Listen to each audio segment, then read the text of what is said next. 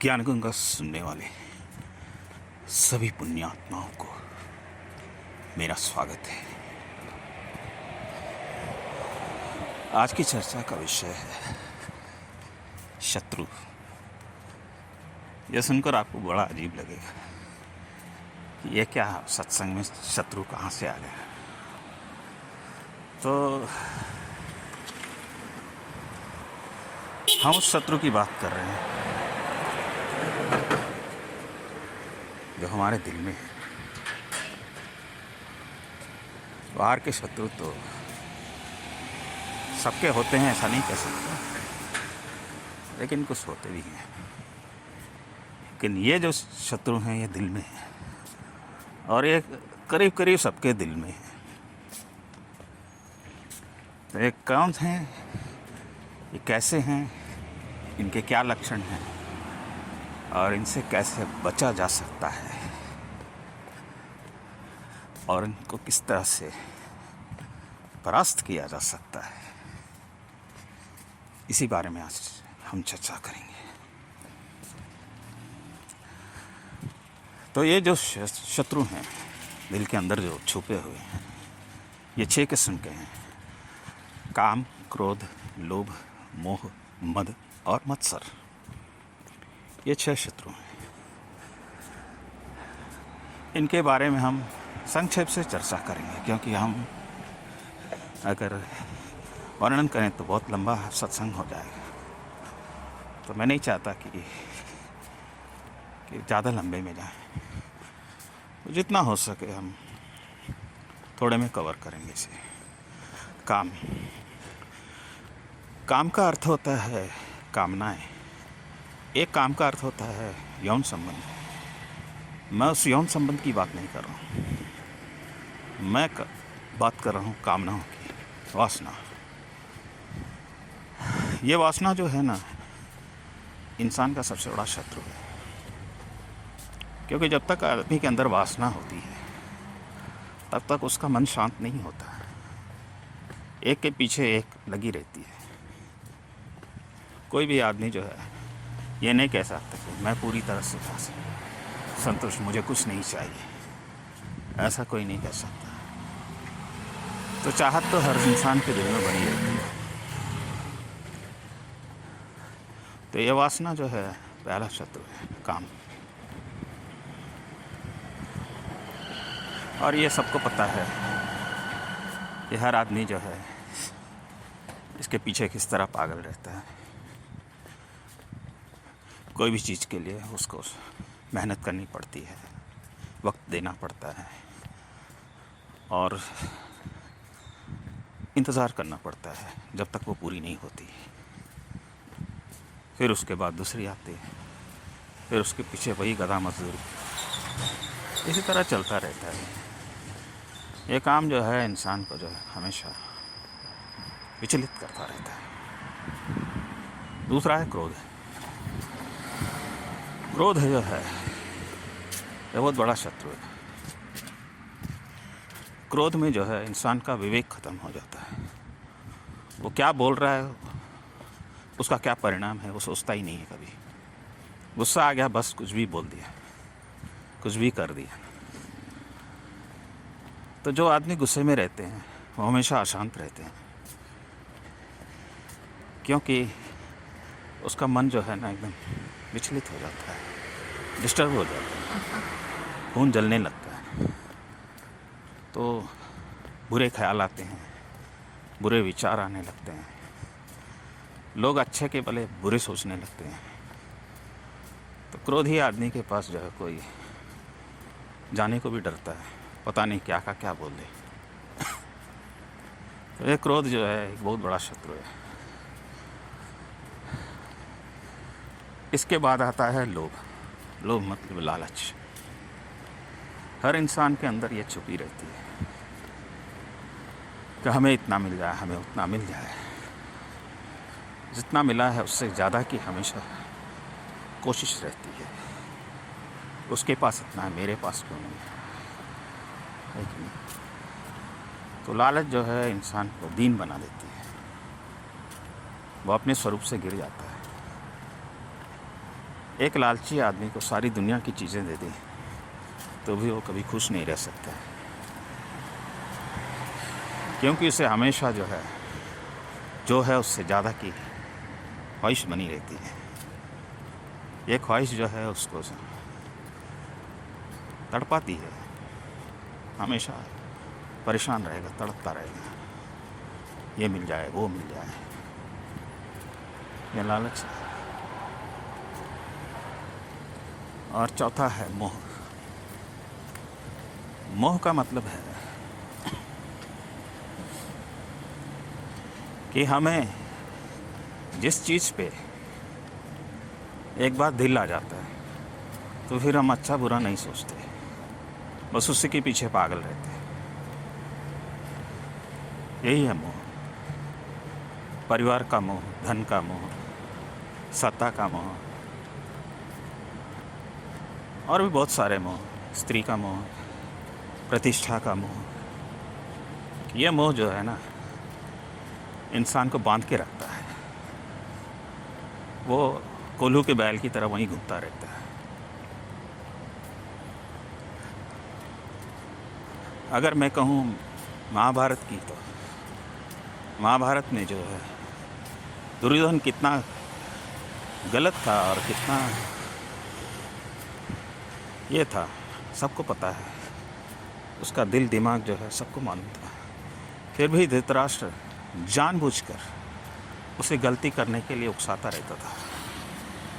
वो कभी रोका नहीं उससे, क्योंकि उसको मोह था, ये मेरा बेटा है, ये जो भी करेगा करने दो। वो मोह जो है उसको पतन में गिरा दिया, पूरा कुल का नाश करा दिया उसने मोह ने। यह है मोह। उसमें सही और गलत आदमी सोचता नहीं, बस चलता चला जाता है, वो जो कहे वही सही। और पांचवा है मद। मद मतलब है अहंकार।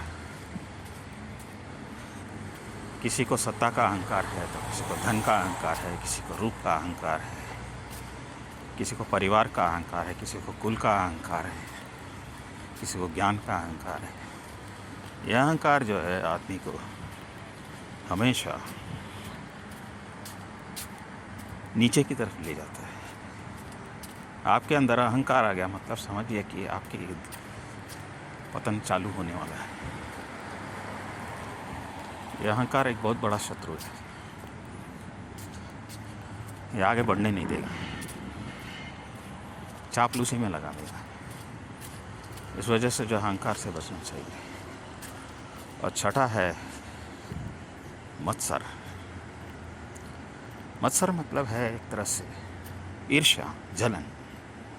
उसके पास उतना है, मेरे पास क्यों नहीं है। इसी तरह का एक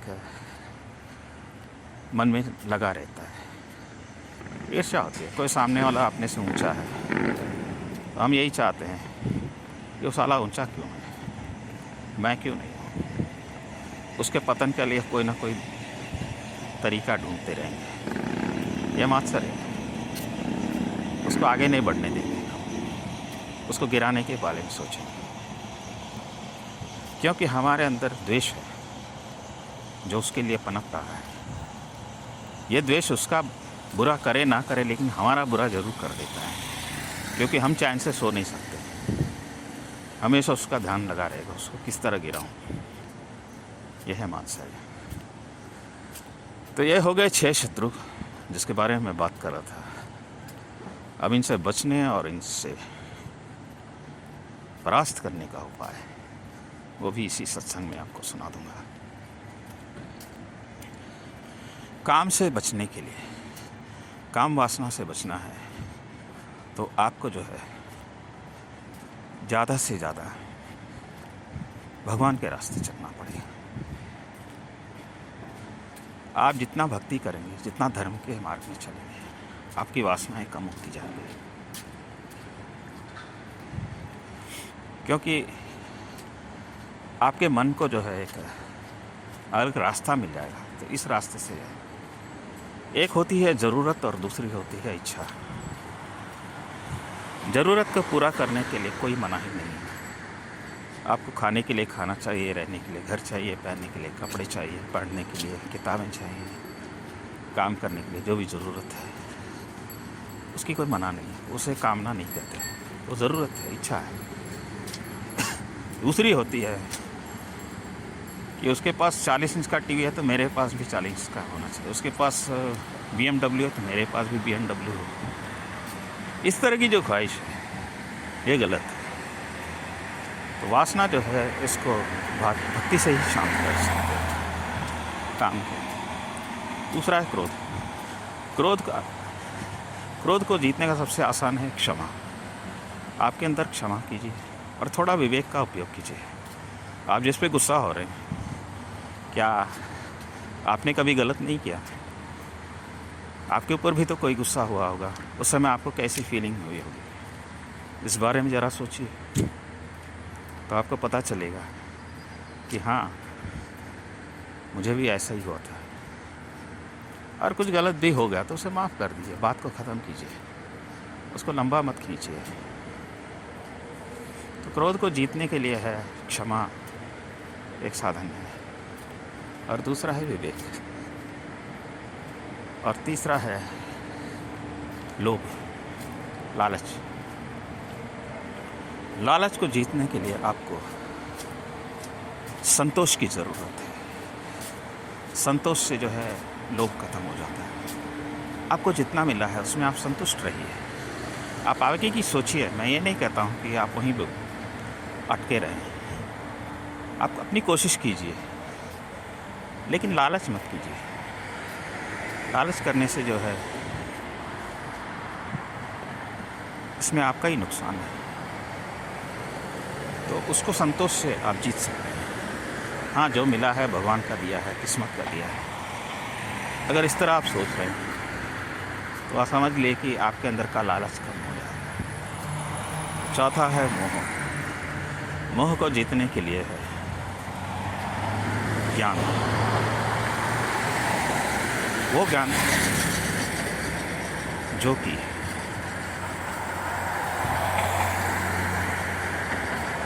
आपको सही और गलत क्या है उसके बारे में पता चलना चाहिए। इस दुनिया में मोह करने के लिए क्या ज़रूरत है? हमारे जो भी हैं संबंध हैं, चाहे किसी चीज़ का भी मोह है, वो अस्थाई है, टेम्पररी है, वो चला जाएगा। हम मोह करके क्या करेंगे? या तो वो रहेगा या तो हम रहेंगे। ये मोह तीनों चीज़ों से होता है। एक होता है वस्तु, एक होता है व्यक्ति, दूसरा होता है परिस्थिति। इन्हीं तीनों में बंधा रहता है। हमारा मोह इन्हीं तीनों में घूमता रहता है, वस्तु, व्यक्ति और परिस्थिति। और जाहिर सी बात है ये तीनों बदलते हैं, तो इसमें मोह क्या करना है? इस वजह से मोह को शांत करने के लिए आपको थोड़े ज्ञान की ज़रूरत है। ज्ञान से मोह अपने आप खत्म हो जाता है। मद, अहंकार को जीतने के लिए जो है विनय आपको साथ में चाहिए। आप विनम्र बनेंगे। आप जितना विनम्र बनेंगे आपका अहंकार उतना कम होता जाएगा। कोशिश कीजिए कि मेरे पास जो है, मेरे से ज़्यादा भी किसी के पास है, तो उसमें क्या सोचना है? इस तरह के ख्याल आपके अंदर होने चाहिए। तो विनय जब आपके अंदर होगा तो आपका मद अपने आप कम हो जाएगा। और छठा है मात्सर्य। मात्सर्य को जीतने के लिए आपको भाग्य पे विश्वास करना पड़ेगा। अगर कोई आपसे बड़ा है तो उसका भाग्य है। आप अपने भाग्य को उसके रास्ते लगाइए, ना कि ईर्ष्या को। आप भी कोशिश कीजिए, आप भी आगे बढ़ेंगे, आप भी उसकी तरह बनेंगे। बजाय उसको गिराने के अपने को उठाने का कोशिश कीजिए। अगर इस तरह कोशिश करेंगे तो आप भी आगे बढ़ेंगे। कम से कम आगे नहीं बढ़ेंगे तो आपके अंदर जो ईर्ष्या है वो कम होती चली जाएगी। तो ये है ईर्ष्या को जीतने का उपाय। तो ये 6 हैं जिसको मैंने बात की थी। काम, क्रोध, लोभ, मोह, मद और मात्सर्य। तो इनको जीतने के उपाय भी हमने बताए हैं। अब दोनों बाजी आपके हाथ में है, कौन सी बाजी आप खेलना चाहते हैं वो आप अपने आप से तय कर सकते हैं। तो यही कुछ अंश थे जो मैं आपसे बात करना चाहता था। और आप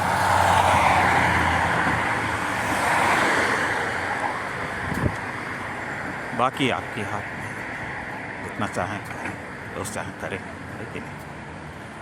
तो चलिए इस सत्संग को मैं आज यहीं खत्म करता हूँ। वैसे भी आज कुछ ज़्यादा देर हो चुकी है। कभी कभी कुछ ऐसे अंश होते हैं जिनमें हमें पूरी तरह से बताना पड़ता है, वरना अधूरा रह जाता है। और मुझे अधूरे काम छोड़ने का बिल्कुल शौक नहीं है। चलिए फिर मिलते हैं किसी और सत्संग में। तब तक के लिए हरिओम।